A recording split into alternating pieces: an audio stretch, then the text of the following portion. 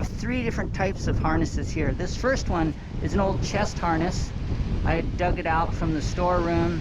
It's my old windsurfing wave sailing harness, and it has a windsurfing hook on it.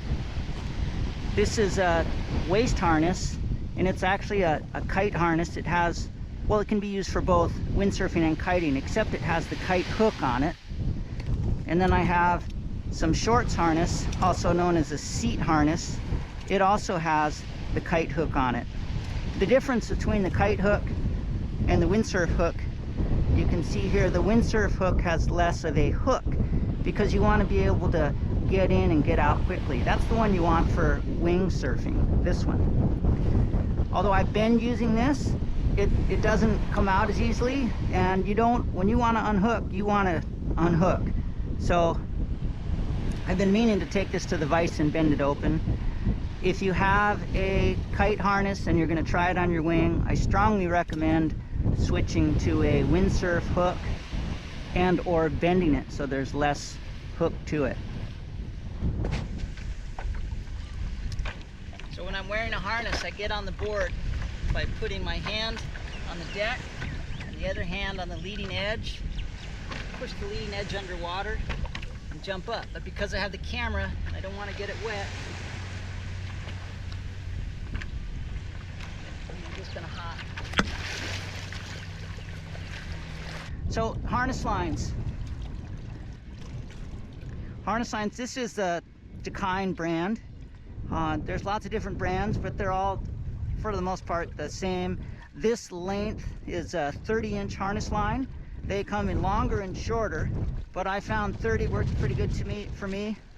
Maybe even 28s would be better, but this 30 is what I have. The placement on the boom, or the handles, or the wing, should be opposite the pull. So I move these around until I get opposite. Now here, right here, when I'm sheeted in, the balance point is here, but under load, the draft moves back, or the balance point in the wing moves back. So this is where I'm going to be under load.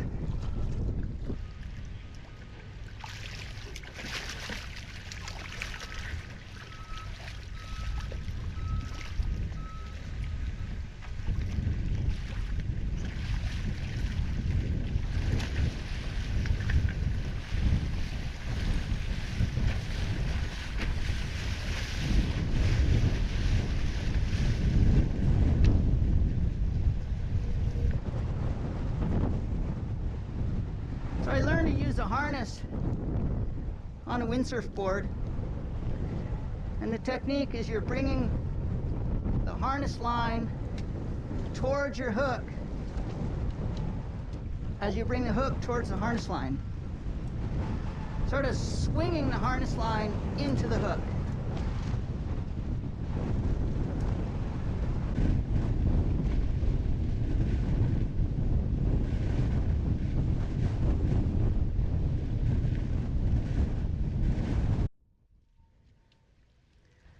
To unhook, I'm pulling the boom towards me, and as the line goes slack, gravity makes the line fall out.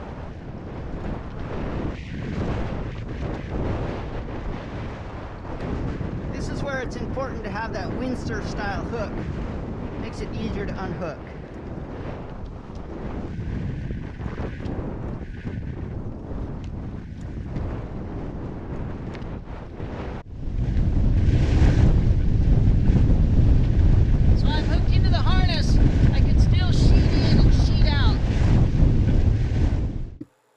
Even under load, you can slide the harness line in the hook to sheet in for power and to sheet out to spill the power.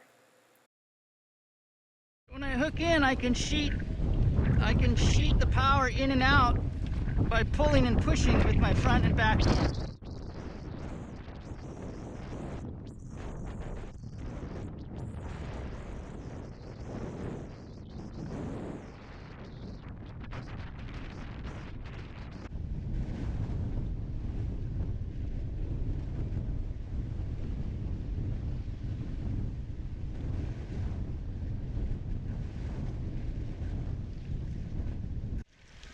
You don't really need the harness going downwind. You're so hardly any pull in my hand. And hooking into the harness going downwind, I think that would be too scary, too dangerous. Now, when I'm going downwind, you can probably hear me pretty well because I'm moving with the wind. My apparent wind speed is very low. What I mean by apparent wind is just what I'm feeling here at the moment. Now, standing on the beach, I feel the true wind. As I turn and sail into the wind, my wind speed actually increases because I'm moving into the wind. Like riding a bike upwind, you're going to feel a lot more pressure than when you're going downwind. So my wind speed right now might be 5 knots if I were to measure it right here. As I sail across the wind, maybe that increases to 10.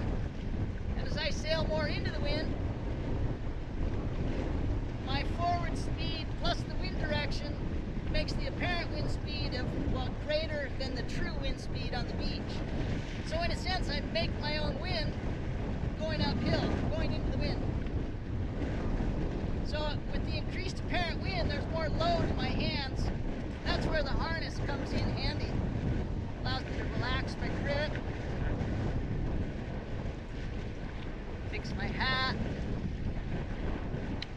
So to summarize, the true wind is the wind you feel standing on the beach. Induced wind is the wind you feel as you move through the air. And apparent wind is the combination of both true wind and induced wind. So if you're sailing downwind, your apparent wind speed is going to be less than the true wind speed, whereas if you're sailing upwind, the apparent wind speed is going to be greater than what you'd measure standing on the beach at a stationary point. Now also, as you go into the wind, there's more drag on the wing, but there's also more lateral pull. That is, the pull is pulling more from the side, and that equates to more load on your arms and more work. That's where the harness really comes in. It's really comfortable to hook in and sail upwind. There are pros and cons to the harness. Obviously, the best part is being able to hook in and rest your arms. That's the whole reason for it. Some of the cons are it's harder to get on the board. You can't lie on the board with the harness. You need to pull it to the side or unclip it. The harness line's in the way when you're not using it. But the worst is dragging a wingtip. If you catch your wingtip, it usually ends in an ugly crash. So when you're using the harness for the first time, you want to be on guard to keep that wingtip away from the water.